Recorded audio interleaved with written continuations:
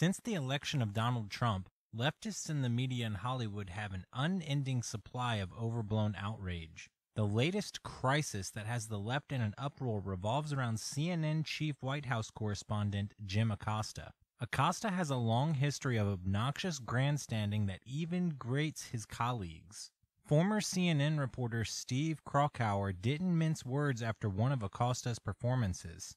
During sensitive peace talks with North Korea, Acosta found it appropriate to blurt out a question about Otto Warmbier, an American who died from injuries suffered in a North Korean prison. Did you talk about Otto Warmbier, sir?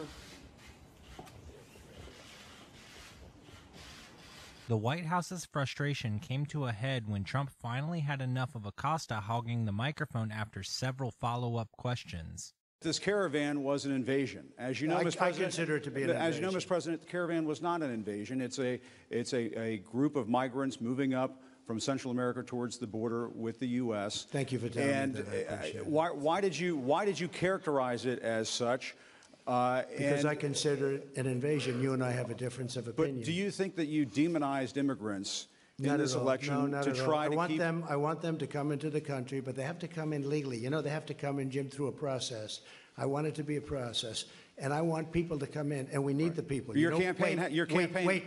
You know why we need the people, don't you? Because we have hundreds of companies moving in. We need the people. But your campaign had an ad showing migrants climbing over walls and so on. Well, that's true. But they weren't actors. They're not going to be doing that. They weren't actors. Well, no, it's true. Do you think they were actors? They weren't actors. They didn't come from Hollywood. Right. These were people. This was an actual, you know, it happened a few days ago. And they're hundreds of miles away, though. They're hundreds and hundreds of miles away. That's not an invasion. Honestly, I think you should let me run the country. You run CNN. All right. And if you did it well, your ratings would be much better. If I may ask one other question, Mr. President, if I may ask one other question, are you worried? That's enough. That's enough. Mr. President, I was going to ask one of the other folks. That's enough. Pardon me, ma'am. Mr. President, that's enough. Mr. President, I had one other question, if I may ask, on the Russia investigation. Are you concerned that you may have? I'm not concerned about anything with the Russian investigation because it's a hoax. That's enough. Put down the mic. Mr. President, are you worried about indictments coming down in this investigation? Mr. President. I'll tell you what, CNN should be ashamed of itself having you working for them. You are a rude, terrible person. You shouldn't be working for CNN. Go ahead. I think that's unfair. You're a very rude person. The way you treat Sarah Huckabee is horrible. And the way you treat other people are horrible. You shouldn't treat people that way. Go ahead. Leftists in Hollywood did what they always do, rant about fascism. And Acosta did what he always does, made himself the story. Despite the woe is me attitude, Acosta loves to play the victim. He constantly warns of the hateful rhetoric at Trump rallies, then takes selfies with the crowd and autographs MAGA hats. But the true irony over the left's cries of authoritarianism is that they remained silent when Barack Obama did the same thing. In fact, they cheered. Americans is... Yeah, hold on a second. Okay, you know what?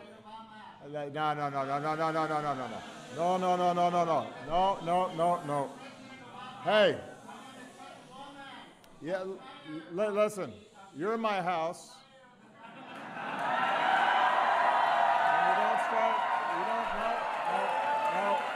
Come on. It's not, you know what? It's not respectful when you get invited to somebody.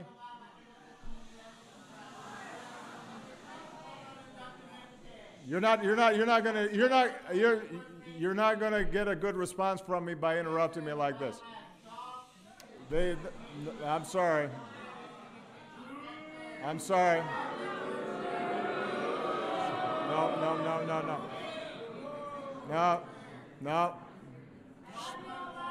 No.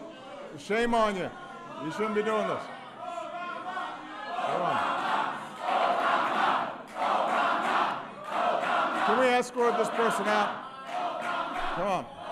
The left can't stop screeching about fascism in the White House, but didn't reach anywhere near this level of outrage when Obama spied on Fox News reporter James Rosen and others.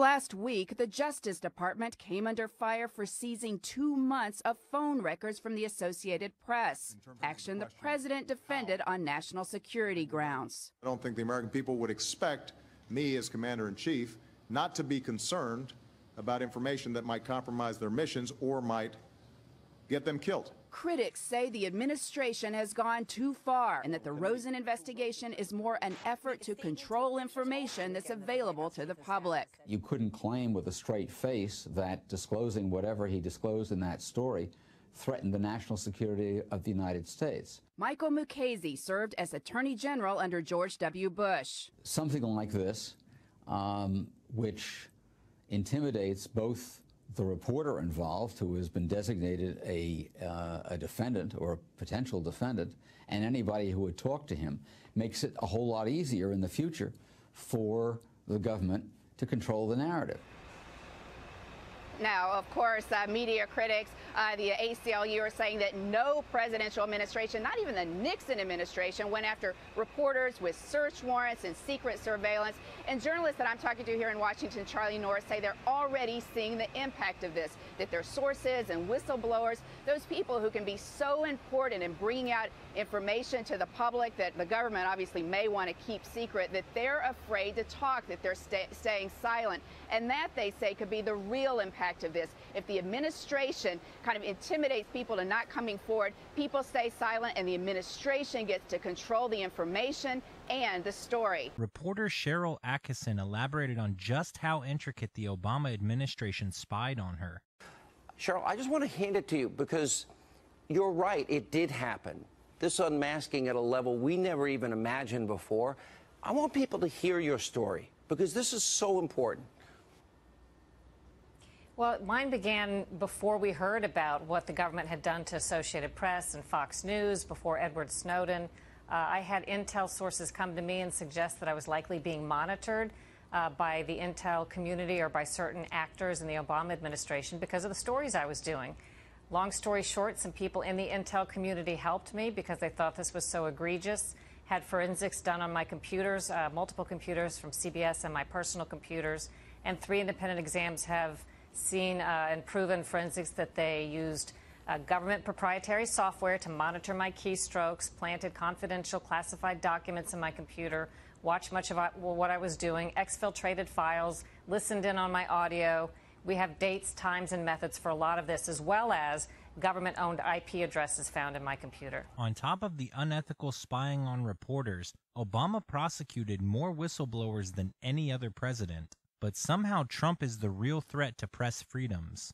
CNN's Chris Cuomo might have had the most preposterous reaction of all when he was confronted with this obvious double standard. And I'll tell you what, I'd rather be spied on legitimately than called an enemy of the people illegitimate. The left's hatred of Trump runs so deep, a journalist is actually indifferent toward Fourth Amendment privacy violations. This is precisely why the left can't be trusted with power. If you would like more real news that you can trust, subscribe to our YouTube channel.